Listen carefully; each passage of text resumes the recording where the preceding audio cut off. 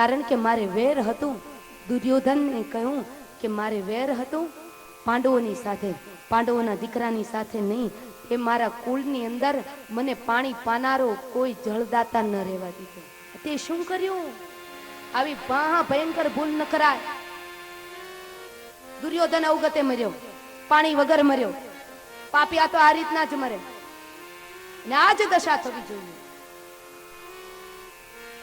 આ બાજુ દ્રૌપદીજી રડારોળ કરવા લાગી.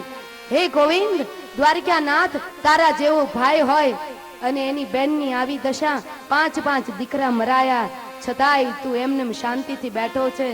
ત્યારે કનૈયો કે નિમિત્ત માત્રમ ભવસવી સાચી. જે થવાનું હતું એને કોણ રોકી શકે? પ્રતિજ્ઞા ઉપર જ છે આખું મહાભારત. મહાભારતનો થોડો ભાગ શ્રીમદ ભાગવતજીની અંદર લીધો છે. કાલે પણ મેં કહ્યું કે બધા પુરાણોનો થોડો થોડો અંશ ભેગો થયો એટલે એનું નામ પડ્યું ભાગવત. ભાગ બધા ભેગા થયા. અર્જુનજી કનૈયાને કહ્યું, કનૈયા, દ્વારકાનાથ રથને ઘોડા જોડો. અને કહેવાય છે શ્રીમદ ભાગવતજીની અંદર બતાવ્યું છે કે જ્યારે દીનાનાથ દ્વારકા વાળો પોતાના રથને 4 ઘોડા જોડે ત્યારે દ્વારકાનાથનો રથ પૃથ્વી ઉપર નતો ચાલતો તો આકાશ માર્ગે ઉડાન ભરતો. ભગવાનના રથમાં એટલું સામર્થ્ય હતું. અને રથને ઘોડા જોડાયા. ભગવાનના હાથમાં લગામ ખેંચી શંખનાદ કર્યો. આ શંખનાદ કોણે સાંભળ્યો? અશ્વત્થામાનો, જે અશ્વત્થામા પાંડવોના દીકરાનો હત્યારો ગુરુ દ્રોણનો દીકરો ભાગ્યો. જે પાપ કરે ને એને ભાગવું જ પડે. પુણ્ય કરે એ છડે ચોક રહી શકે, બાકી જે પાપ કરે એને ભાગવું જ પડે. અશ્વત્થામા ભાગ્યો છે, પણ ભાગી ભાગીને ક્યાં જતો હતો? ભગવાન ઈશની કોર્ટું છે અનેરી, અને એમાં ન્યાયાધીશ છે ગુરુ દ્રોણ અને દાદા ભીષ્મ જેવા. એમાં કોઈને કોઈ દી અન્યાય ન થાય. આજકાલ કોર્ટોમાં અન્યાય થાય, પણ ઈશની કોર્ટોમાં કોઈને અન્યાય ન થાય. કવિ કાગ બાપુ કહે ઈશની કોર્ટું છે અનેરી, એમાં દાદા ભીષ્મ અને દ્રોણાચાર્ય જેવા ન્યાયાધીશ, એમાં કોઈ દિવસ કોઈને અન્યાય થાય. આ બાજુ અશ્વત્થામાને એના બાપે ના પાડી હતી, પિતાએ ના પાડી હતી કે બેટા તને અધૂરી વિદ્યા આપું છું, કોઈ દિવસ તારા સ્વ બચાવ કરવા માટે થઈ અને બ્રહ્માસ્ત્ર ન છોડીશ. પણ પિતાની આજ્ઞાનું પાલન ન કર્યું. મેરે ભાઈ બહેન, બાપના ન કયા કરે એ બીજાની ક્યાંથી સેવા કરવાના? અશ્વત્થામાએ પિતાની આજ્ઞાનું આદેશનું પાલન ન કર્યું અને પોતાના સ્વ બચાવ કરવા માટે પોતાના ધનુષ્ય ઉપર બ્રહ્માસ્ત્ર ચડાવ્યું. ત્યાં તો સમુદ્ર ખળવળવા લાગ્યો. શિવની સમાધિ તૂટી અને નદીઓના વહેણ બદલાવા લાગ્યા, કડાકાઓ થવા લાગ્યા, નક્ષત્રો પડવા લાગ્યા, તારાઓ ખરવા લાગ્યા, મહા ઉલ્કાપાત થવા લાગ્યો. અને એ વખતે નવકુળ નાગ બધા ડોલવા લાગ્યા કે જો અધૂરો ઘડો છલકાયો છે, અને અધૂરો ઘડો છલકાય, પૂરા કોઈ દી છલકાય નહીં. અને આકાશમાં આકાશવાણી થઈ કે અશ્વત્થામા તમે આ શું કરો છો? તમને અધૂરી વિદ્યા આવડે છે, તમને બ્રહ્માસ્ત્ર ફેંકતા આવડે છે, પાછું વાળતા નથી આવડતું. જો તમે આ અનર્થ કરશો તો આખા ભૂમંડળનો વિનાશ છે. આ અનર્થ ન કરો તમે. વારંવાર બધા દેવતાઓએ કહ્યું, પણ દેવતાનું બાપનું કહ્યું ન માને, એ દેવતાનું કહ્યું માને. છતાંય એ અશ્વત્થામાએ પોતાના અહંકારને પોષવા અને પોતાનો સ્વ બચાવ કરવા માટે અર્જુનજી ઉપર બ્રહ્માસ્ત્ર ફેંક્યું. અને જ્યાં બ્રહ્માસ્ત્ર ઘૂઘવાટા કરતું આવતું હતું, ભગવાન દ્વારકાનાથે કહ્યું કે અર્જુન, બ્રહ્માસ્ત્ર ક્યારેય કોઈ દિવસ છોડાય ને. પોતાના સ્વ બચાવ માટે બ્રહ્માસ્ત્ર જો તારા સુધી પહોંચી ગયું તો આખા ભૂમંડળનો વિનાશ છે. સમષ્ટિનો ઉદ્ધાર કરવા માટે અર્જુન તમને પૂરી વિદ્યા આવડે છે, બ્રહ્માસ્ત્ર સામું ફેંકો. અને એ જ વખતે કૃષ્ણ કનૈયાનો આદેશ થયો અને પોતાના ગાંડી ઉપર અર્જુનજીએ બ્રહ્માસ્ત્ર ચડાવ્યું. મેરે ભાઈ બહેન, સામ સામે બ્રહ્માસ્ત્ર સામ સામે બ્રહ્માસ્ત્ર જ્યાં ચડાવ્યું અને બ્રહ્માસ્ત્ર સામેથી અશ્વત્થામાનું આવતું હતું, અને આ બાજુ અર્જુનજીએ બ્રહ્માસ્ત્ર જ્યાં છોડ્યું, બંને બ્રહ્માસ્ત્રો જ્યાં અથડાયા ત્યાં તો સમુદ્રની અંદર સુનામી આવી ગઈ. સમુદ્ર આખો ઉલ્કાપાત કરવા લાગ્યો, નદીઓના વહેણ બદલાવા લાગ્યા અને એવા કડાકા થયા કે સૂર્યનારાયણ ભગવાનનો ઘોડો પૂર્વમાંથી પશ્ચિમમાં જતો હતો, એને બદલે ઉત્તરમાં ભાગ્યો છે. શું કરું? ભગવાન ગોવિંદે આદેશ આપ્યો કે તમને વિદ્યા પાછી વાળતા પણ આવડે છે, ફેંકતાય આવડે છે, પાછી વાળતા પણ આવડે છે. અર્જુનજી ઝડપ કરો, બ્રહ્માસ્ત્રને પાછું ખેંચી લો.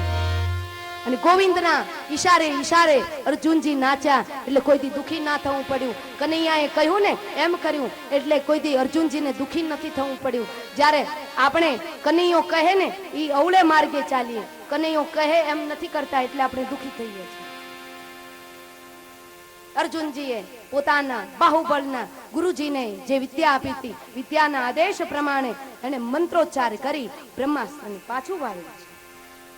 પછી નાગપાશ ફેંક્યું અને મેરે ભાઈ બહેન એ અશ્વત્થામાને બાંધ્યો અને બાંધી રથની સાથે દોરડું જેમ પશુને બાંધીને લઈ જાય ને એમ રથની પાછળ બાંધ્યો અને ઘસડતા એ સૂર્યનારાયણ ભગવાન અસ્તાચળમાં પહોંચે ને એ પહેલા અર્જુનજી એ અશ્વત્થામાને પકડી લઈ આવી બકરાની જેમ બાંધી અને દ્રૌપદીજીના ચરણમાં ઘા કર્યો અને કહ્યું કે લે આ તારા 5 દીકરાનો હત્યારો.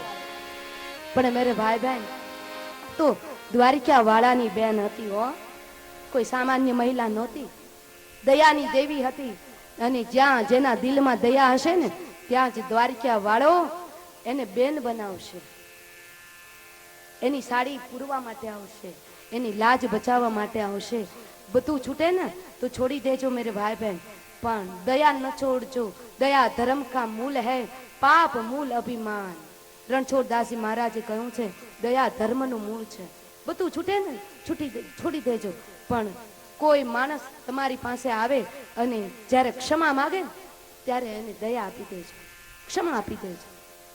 દયાની દેવી દ્રૌપદીજી બોલ્યા છે. જ્યાં અશ્વત્થામાને દેખ્યા ને ત્યાં તો તુરત 2 હાથ જોડી અને અશ્વત્થામાને પ્રણામ કર્યા. 5 દીકરાનો હત્યારો છતાંય પ્રણામ કર્યા છે અને પાંડવોને કહ્યું કે આ તો મારા ગુરુજીનો દીકરો કહેવાય. દ્રોણાચાર્ય ગુરુ દ્રોણ એ આપણા સદગુરુ કહેવાય, ગુરુ દ્રોણનો આ દીકરો કહેવાય. આપણાથી એના ઉપર હથિયાર ન ઉગામે. અને બોલી છે ઉવાચ ચાસં સત્ય બંધનાયમ નયમ સતી મુંચતામેશ બ્રાહ્મણો નિતરામ. એને છોડી દો, કારણ કે આપણો સદગુરુનો દીકરો છે, એના ઉપર આપણાથી વાર ન કરાય. અને મેરે ભાઈ બહેન દ્રૌપદીજીએ જ જ્યાં આમ કહ્યું એટલે હવે કનૈયાએ પણ ઢીલું મૂક્યું, 5 પાંડવોએ પણ ઢીલું મૂક્યું, પણ અશ્વત્થામાને છોડી નાખ્યો. પણ સાથોસાથ કનૈયો કે એ બ્રાહ્મણનો દીકરો ભલે રહ્યો, ગુરુ દ્રોણનો દીકરો ભલે રહ્યો, દ્રૌપદીજીએ તો એને ક્ષમા આપી દીધી. મુંચતામ એશ બ્રાહ્મણો નિતરામ ગુરુહો. બ્રાહ્મણ એ જગતનો ગુરુ કહેવાય, એને ભલે ક્ષમા આપી. જીવ જ્યારે ક્ષમા આપશે ત્યારે એની સજા શિવ આપશે મેરે ભાઈ. કોઈ આપણો અપરાધ કરે, કોઈ આપણો વિરોધ કરે, કોઈ આપણો દ્રોહ કરે ને તો આપણે એને ક્ષમા આપી દેવાની અને એ મામલો પરમાત્માને આપી દેવાનો. તું સંભાળ, આને કઈ સજા આપી ને એ તારે નક્કી કરવાનું છે. દ્વારિકાનાથે મેરે ભાઈ બહેન જ્યારે આ સહન ન થયું ત્યારે દ્વારિકાનાથે વચ્ચેનો માર્ગ અપનાવ્યો કે બ્રાહ્મણનો દીકરો છે એટલે એને આપણે મારવો તો નથી, હત્યા નથી કરવી, પણ એનો શિખા અને એના મસ્તિષ્કમાં જે મણી છે એ કાઢી લઈ. અને બ્રાહ્મણ પહેલાના જમાનામાં લાંબી ચોટી રાખતા, શિખા સૂત્રની જ્યારે પૂજા કરવાની હોય મારા સદગુરુદેવ લાંબી એવી ચોટી રાખતા મસ્તિષ્કમાં. અને એ શિખાનો દરરોજ સંધ્યાના સમયે પૂજા થાય. શિખાનો વધ કર્યો અને મસ્તિષ્કમાંથી જ્ઞાન રૂપી મણી કાઢી લેવામાં આવ્યો. જે બ્રાહ્મણને જ્ઞાન નથી ને એ જ્ઞાન વગરનો બ્રાહ્મણ નકામો, પાણી વગરનો કૂવો નકામો અને છાયા વગરનું ઝાડવું નકામું, જ્ઞાન વગરનું જીવન નકામું, વૈરાગ્ય વિનાની સાધુતાઈ નકામી, વૈરાગ્ય વિનાનો સંન્યાસી નકામો. ભગવાન કૃષ્ણએ કહ્યું કે જા તું અમર રહેજે પણ જિંદગી આખી ભોગવું છે. આજ પણ નર્મદાના કિનારે અશ્વત્થામા ચિરંજીવી છે. આજ એ અસ્તિત્વ પાસે પોતે માગી રહ્યો છે કે મને કોઈ મૃત્યુ આપો, મને કોઈ મૃત્યુ આપો, પણ આજ સુધી એને મૃત્યુ મળ્યું નથી અને એને મગજમાં કીડા પડ્યા છે. કારણ કે પાપી હોય એની દશા તો આવી જ થાય. બ્રહ્માસ્ત્ર નું આ બધી વિધિ પૂરી થઈ, પણ આવા માણસોને જીવતા રાખીએ ફાયદો નથી, ક્ષમા આપીએ ફાયદો નથી. આ અશ્વત્થામાને જીવતો તો રાખ્યો, પણ ગયો ને તો સાથોસાથ એ કુરુવંશની ગાદી ઉપર જે ભવિષ્યમાં બાળક બેસવાનું હતું એનું નામ ઉત્તરાના ઉદરમાં જે બાળક પલી રહ્યું હતું એ કોણ? પરીક્ષિત મહારાજ ઉત્તરા દેવીના ઉદરમાં પલી રહ્યા ત્યાં એ ઉત્તરા દેવી ઉપર પાછું એને બાણ ફેંક્યું છે અને એ બાણ બ્રહ્માસ્ત્રનો બીજી વખત ઉપયોગ કર્યો. આ માણસે ના પાડી હતી છતાંય બ્રહ્માસ્ત્રનો બીજી વખત ઉપયોગ કર્યો. ઉત્તરા આખી બળવા લાગી અને ઉત્તરા કોઈના શરણે ન ગયા, સીધા ગોવિંદના શરણે ગયા અને કહેવા લાગ્યા કે પાહી પાહી મહાયોગી દેવ દેવ જગતપતે, પાહી પાહી મહાયોગી દેવ દેવ જગતપતે. હે કૃષ્ણ કનૈયા, હવે તમે મને બચાવો. અને એ જ સમયે ભગવાને અંગુષ્ઠ સ્વરૂપ ધારણ કરી ઉત્તરા દેવીના ઉદરની અંદર પ્રવેશ કર્યો અને ઉત્તરા દેવીના ગર્ભની રક્ષા કરી. અને હવે ભગવાન ગોવિંદ પોતે દ્વારિકા તરફ જાય, પણ એ વખતે વચ્ચે કુંતીમાં આવ્યા. કુંતીમાં આવી સ્તુતિ કરી ભગવાનની. ભગવાન પાદરે પહોંચ્યા હતા, હસ્તિનાપુરના પાદરે. પાદરેથી પાછા મહેમાન પાછા આવે ઈ વળી કેવું મહેમાન કહેવાય? પણ કનૈયો તો ભક્તોને આધીન છે. મહેમાન ને ભક્તો આજીજી કરે કે પ્રભુ રોકાઈ જાવ, તો ભગવાન પાદરેથી પાછા આવ્યા. નહીતર કોઈ મહેમાન પાદરેથી પાછા આવે? આ કનૈયો તો પાદરેથી પાછો આવ્યો. અને કુંતી માએ ભગવાનની સ્તુતિ કરી. કુંતી માને પ્રભુએ કહ્યું કે માગો માગો ફોઈબા, તમારે શું જોઈએ? કુંતી માએ કહ્યું કે પ્રભુ મારે કંઈ નથી જોઈતું, જો તમારે મને આપવું જ હોય તો એટલું આપો, મને જિંદગીની અંદર દુઃખ મળે. કારણ કે દુઃખ આવે ને તો મારો ગોવિંદ નજદીક આવે એટલે મને જિંદગીની અંદર દુઃખ મળે, બસ બીજું કંઈ નથી જોઈતું. અને ત્યારબાદ મેરે ભાઈ બહેન ભગવાન ગોવિંદ પાછા દ્વારિકા જતા હતા, પણ પાદરેથી હસ્તિનાપુરના પાદરેથી પાછા વળ્યા. તો એનું કારણ એટલા માટે કે ભગવાન પાછા વળ્યા તો અર્જુનજીને એમ થયું કે મારા સખા છે, મારા મિત્ર છે, એટલા માટે પાછા વળ્યા. યુધિષ્ઠિરને થયું કે મારા અંગતના મિત્ર છે એટલે પાછા વળ્યા. સુભદ્રાજીને એમ થયું કે મારા સગા ભાઈ છે, મારા લાડીલા ભાઈ છે, એટલા માટે પાછા વળ્યા. દ્રૌપદીજીને થયું કે મારા જીભના માનેલા ભાઈ છે એટલે મારું વચન રાખી પ્રભુ પાછા વળ્યા. પણ ભગવાન કૃષ્ણ વિચારે છે કે હું કોઈના માટે પાછો નથી વળ્યો, હું પાછો તો એટલા માટે વળ્યો છું કે ગંગાના કિનારે બાણની શૈયા ઉપર 58 દિવસ થયા એ ગંગાનો દીકરો દાદો ભીષ્મ મારી પ્રતીક્ષા કરે છે. મૃત્યુને અટકાવ્યું છે આ માણસે.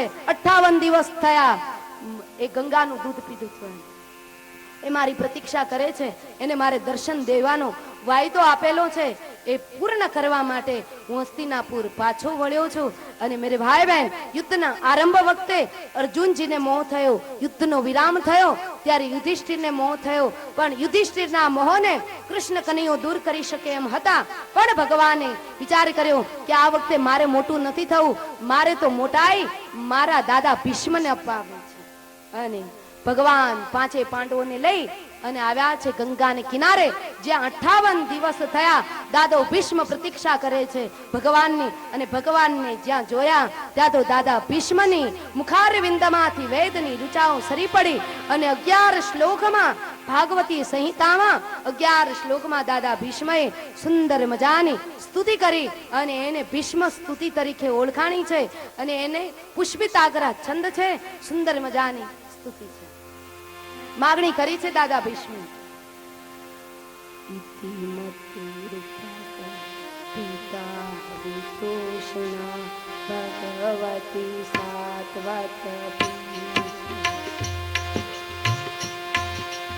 ઇતિમતિ રૂપા કલ્પિતા વિતોષણા ભગવતી સાત્વત પુંગવે વિભુંગવે. દાદા ભીષ્મએ કહ્યું કે પ્રભુ મારી એક કન્યા છે, એ કુંવારી છે, એ જો લગ્ન થઈ જાય પછી હું કુશલથી પ્રભુના ધામની અંદર જાઉં. પાંચે પાંડવો વિચાર કરવા લાગ્યા કે બ્રહ્મચારીને વળી દીકરી કેવી, સંન્યાસીને વળી દીકરી કેવી, પણ તરત ખુલાસો કર્યો છે દાદા ભીષ્મએ કે મારી મતિ રૂપી દીકરી એ પ્રભુ શ્યામ સુંદરની સાથે પરણી જાય પછી હું આરામથી પ્રભુના ધામની અંદર જાઉં. પણ મતિ રૂપી કન્યા જે હોય તો પ્રભુ કોઈ પણ કન્યા હોય તો એ શું ઈચ્છે? પ્રથમ કોઈ પણ કન્યા હોય તો એ એવું ઈચ્છે કે જેની સાથે લગ્ન થવાના હોય તો એ મૂર્તિઓ બરાબર હેન્ડસમ હોવો જોઈએ, ટ્રાય બાય શૂટ વાળો હોવો જોઈએ, બરાબર હોવો જોઈએ. એટલે પ્રભુ મારા શ્યામ સુંદર તમે તો કેવા રૂડા ને રૂપાડા છો, કેવા હેન્ડસમ છો, એનું વર્ણન પાછું બીજા શ્લોકની અંદર બતાવ્યું. ત્રિભુવન કમલમ તમાલવર્ણમ રવિકર ગૌરવ રામબરમ દધાને એવા પુરલ કકુલા વૃતાનનાબ્જમ વિજય સખે રતિરસ્તુ મેનવત્યા. આ દાદા ભીષ્મની સ્તુતિ છે, ભાગવતજીના શ્લોકો છે. હે પ્રભુ તમે તો ત્રિભુવન સુંદર, તમારા જેવો સુંદર મૂર્તિઓ ક્યાંય મળે નહીં ને મળવાનો નથી. મારી મતિ રૂપી કન્યાને તમારા જેવો સુંદર મૂર્તિઓ પસંદ છે. પણ મૂર્તિઓ રૂડો હોય, રૂપાળો હોય, રૂપ તો ગધેડા નહીં હોય, પણ જે મૂર્તિયાની અંદર સમર્પણ ન હોય તો એ મૂર્તિઓ શું કામનું? પોતાની પત્ની પ્રત્યે સમર્પણ ન હોય તો પ્રભુ તમારી અંદર સમર્પણ કેવું છે કે તમે અર્જુનજીનો રથ ચલાવો. દ્વારિકાનો રાજા રણછોડ, સોનાની નગરીનો રાજા, પણ અર્જુન એમ કહે કે મારે રથની દોરી સંચાર કરો, મારા રથને ઘોડા જોડો, મારા રથને ઘોડા જે છે એને પાણી પાઓ, મારા ઘોડાને તમે નવડાવો ધોવડાવો. તો ભગવાન એ પણ કરવા તૈયાર. તો આવું સમર્પણ ક્યાં મળવાનું? પ્રભુ તમારી અંદર સમર્પણ પણ છે, રૂપ પણ છે, સમજ પણ છે, ગીતાની ગંગોત્રી વહાવી આવું અદ્ભુત સમર્પણ પણ છે, તમારી અંદર જ્ઞાન પણ છે. અને એ જ્ઞાન કેવું ઉધોલાલજી મહારાજને જ્ઞાન આપ્યું એવું અદ્ભુત જ્ઞાન છે. આ બધુંય હોય પણ મૂર્તિયાને પોતાની પત્ની પ્રત્યે પ્રેમ ન હોય તો પ્રભુ તમારી અંદર તો પ્રેમ પણ છે. કેવો પ્રેમ કે પોતાના ભક્તને માટે થઈને પોતાની પ્રતિજ્ઞા હું તોડી નાખે, આવો પ્રેમ છે. સ્વાની દાદા ભીષ્મએ એ પ્રસંગ યાદ આવવા લાગ્યો, આંખમાંથી ગંગાની જમના વહેવા લાગી અને આજ દાદા ભીષ્મ રડી રહ્યા છે કે પ્રભુ તમે મારા માટે થઈને પ્રતિજ્ઞા તોડી. એ પ્રસંગ યાદ આવ્યો કે મહાભારતની અંદર કૃષ્ણ કનૈયાએ પ્રતિજ્ઞા કરી કે હું હાથમાં હથિયાર ધારણ નહીં કરું. દાદા ભીષ્મએ સામી પ્રતિજ્ઞા કરી કે જો ગોવિંદના હાથમાં હથિયાર ન ધારણ કરાવું, વાસુદેવ કર ચક્ર ન ધરી તુમકો મુખ ન દિખાઉં, લાજત હૈ મેરી ગંગા જનની તો શંતનું શુદ્ધ ન કહાઉં. આજ પ્રતિજ્ઞા કરી અને બરાબર 175 વર્ષનો પોણા 200 વર્ષનો ભાભો સમરાંગણની અંદર લડાઈ લડવા માટે આવ્યો. સામ સામે યુદ્ધો થવા લાગ્યા, શંખનાદ થવા લાગ્યા, ઉછલે જેમ નાગ પાણે આકાશમાં એ ધર ધર જઈ બાજ શીશ ઉડે. પહેલાના રક્તદળ રથી દળ ફેલ્યા, પાપડા હાથી અને અશ્વદળ દઉડે પ્રથમ સર કઈકના ઢૂંઢ પડ્યા, સામ સામે ભડે વીર સંગ્રામમાં ભયંકર યુદ્ધ થવા લાગ્યા. પાંચજન્યમ ઋષિકેશો દેવદત્તમ ધનંજયમ પૌંડ્રમ દધમો મહાશંખમ ભીમ કર્મા વૃકોદર. દાદા ભીષ્મએ પ્રતિજ્ઞા કરી ગોવિંદ તારા હાથમાં જો હથિયાર ન લેવડાવું તો ગંગાનો દીકરો કેવડાવવાનું બંધ કરી દો. અને 175 વર્ષનો એ ભાભો મહાભારતના યુદ્ધમાં એ લડાઈ લડવા માટે જ્યારે આવ્યા અને આ નિશાનો બનાવ્યો છે અર્જુનજીને. એક પછી એક બાણ છોડવા લાગ્યા. અર્જુનજીનું કવચ તૂટ્યું, કુંડળ તૂટ્યા, મુકુટ નીચે પડી ગયો. ધ્વજા તો તૂટે એમ નહોતી કારણ કે એમાં હનુમાનજી મહારાજ બિરાજમાન હતા. પણ દાદા ભીષ્મએ છેલ્લું બાણ ચડાવ્યું છે. અર્જુનજી ઉપર વાર કરવાની તૈયારીમાં અર્જુનજી કહેવા લાગ્યા કે જો કનૈયા આ છેલ્લું બાણ છૂટી જશે તો તમારો અર્જુન જીવતો નહીં રહે. હમણાં તમે ગીતાની અંદર કહ્યું કે નમે ભક્ત પ્રનશ્યતિ, મારા ભક્તને હું ક્યારેય મરવા નથી દેતો. કનૈયા જલ્દી કરો, ગોવિંદ જલ્દી કરો, આ દાદો ભીષ્મ છેલ્લું બાણ છોડી દેશે તો મહા અનર્થ થઈ જશે. દ્વારકાનાથ વિચાર કરવા લાગ્યા કે હવે શું કરું, પ્રતિજ્ઞા રાખું કે તોડું? દ્વારકાનાથે વિચાર કર્યો, ચંદ ઘડિયામાં નજર ફેલાવી. એ જ વખતે ત્યાં તૂટેલા રથનું પૈડું જમીન ઉપર પડેલું હતું. પહેલા સુદર્શન ચક્રને બોલાવે તો વાગ લાગે એમ હતી, ત્યાં તો દાદા ભીષ્મનું બાણ છૂટી જાય.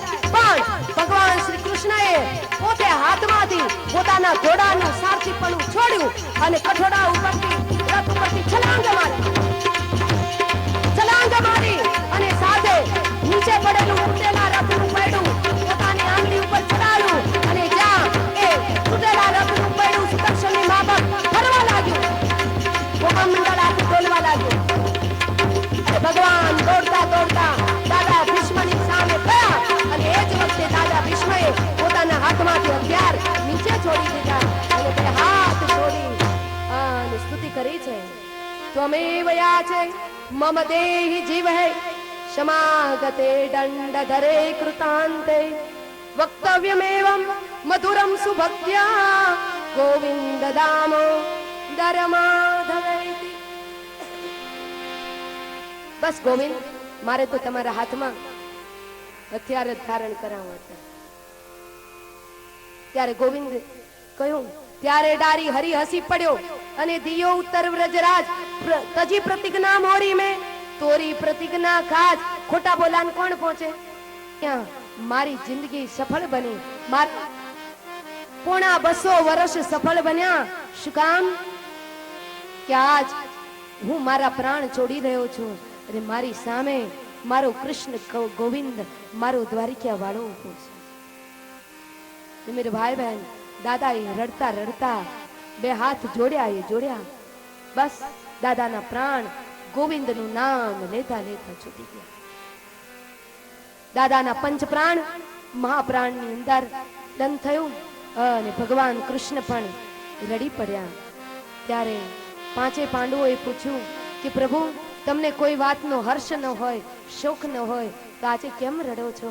ત્યારે દ્વારકાનાથે દીનાનાથે જવાબ આપ્યો કે કદાચ ભારત વર્ષની ભૂમિકા 5000 વર્ષ સુધી તપશ્ચર્યા કરશે ને તોય દાદા ભીષ્મ જેવો કોઈ સંન્યાસી ધરાતલ ઉપર પ્રગટ નહીં થાય, બ્રહ્મચારી માણસ. કારણ કે દાદા ભીષ્મ પોણા 200 વર્ષના થયા, એમના શુક્રને પંચ પ્રાણ હોય એને ક્યારે કોઈ સ્પર્શ નથી કર્યો. આવો બ્રહ્મચારી ક્યાં મળવાનો? ત્યારે ગંગાજી રડતા રડતા આવ્યા. કનૈયાએ કહ્યું કે માં, તમારે રડવાની જરૂર નથી. હે ગંગા, તું પતિત પાવની કહેવાણી. જ્યાં જ્યાં તું વહી ત્યાંના ગામડાઓને તે પાવન કર્યા, પવિત્ર કર્યા. પણ ગંગા, આ બધું ન કર્યું હોત ને, એક દાદા ભીષ્મ જેવા દીકરાને તે જન્મ આપ્યો ને, માતું પવિત્ર થઈ ગયું. એ મારી માતાઓ, ગંગા પણ તમારા જેવી જ એક માં હતા હો, કે જેણે દાદા ભીષ્મને જન્મ આપ્યો. મેરે ભાઈ બહેન, ગંગાજીના ચરણની અંદર આજ દ્વારિકા વાળો ઢળી પડ્યો, પ્રણામ કર્યા છે કે ધન્ય છે ગંગા તારા દૂધ, ધન્ય છે તારી પવિત્ર કુંખને, કે જે કુંખમાં દાદા ભીષ્મ જેવા દીકરાને તે જન્મ આપ્યો. કૃષ્ણ રડ્યા. આપણા મૃત્યુ સમયે તો સ્વાર્થી સગા રડે, કોઈ મોટી વાત નથી. પણ જ્યારે મૃત્યુ સમયે ગોવિંદને પણ રડવું આવે ને, ત્યારે મૃત્યુ બરાબર છે. અને મેરે ભાઈ બહેન, ભગવાન શ્રી કૃષ્ણે પાંચે પાંડવોએ દાદા ભીષ્મને છેલ્લી અંજલિ આપી. અને તમારી જાણ ખાતર કહી દઉં કે કારતક મહિનાની જે 11 આવે, દેવ દિવાળી થી પૂનમ સુધીના 5 જે દિવસ છે ને, એને ભીષ્મ પર્વ તરીકે ઓળખાય છે. આ 5 દિવસ દરમિયાન જે ત્રાંબાના લોટામાં કાળા તલ પધરાવી સૂર્યનારાયણ ભગવાનને દાદા ભીષ્મને યાદ કરી અને જે તર્પણ કરે, કનૈયો કહે એને હું મારા નિજ ધામની અંદર લઈ જાઉં છું. કારણ કે દાદા ભીષ્મનું તર્પણ કરનારું કોઈ નહોતું, પણ એનું તર્પણ જેનું કોઈ ન હોય ને, એનું તર્પણ ભગવાન કૃષ્ણ ગોવિંદે દીનાનાથે પોતાના હાથે કર્યું. એટલો મહાભાગ્યશાળી એ મહાપુરુષ કહેવાય. મેરે ભાઈ, તો દાદાને છેલ્લી અંજલિ આપી છે.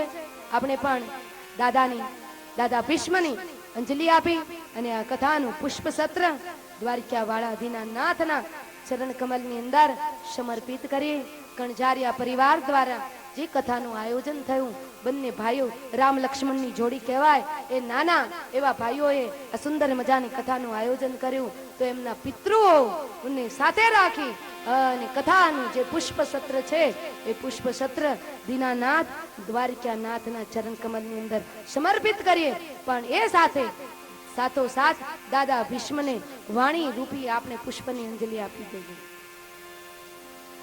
મારી છેલ્લી રે વેલાના રામ રામ વાલા રે સંતને જય જય સીતારામ રઘુપતિ રાઘવ રાજા રામ પતિત પાવન સીતારામ રઘુપતિ રાઘવ રાજા રામ પતિત પાવન સીતારામ સીતારામ સીતારામ ભજ મન પ્યારે રાધે શ્યામ સીતારામ સીતારામ ભજ મન પ્યારે રાધે શ્યામ રઘુપતિ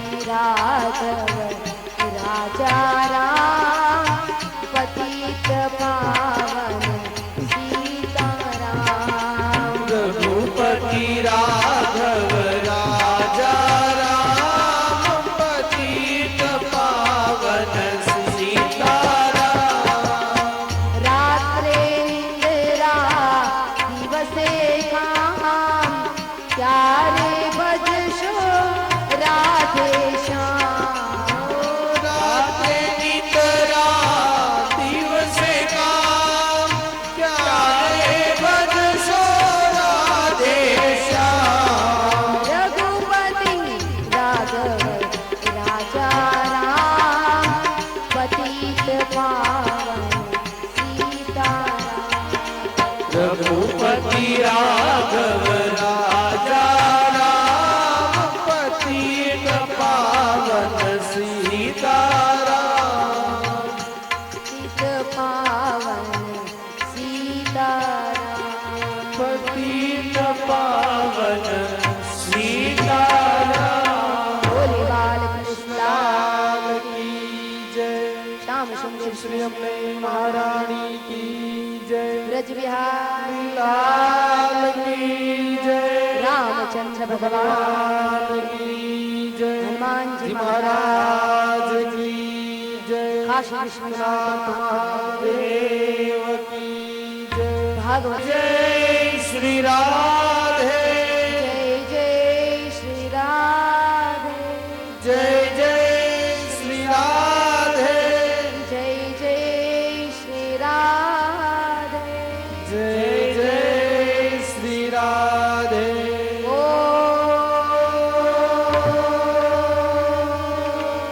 नमः पार्वतीपते हर हर महादेव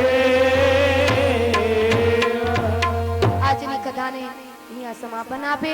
રોજ પૂજ્યમાં રબારીવાસમાં જવાના છે પધરામણી માટે. તો જે કોઈ ભક્તજનોએ પધરામણી કરાવવાની ઈચ્છા હોય તે પણ પોતાના રીતે અરસપરસ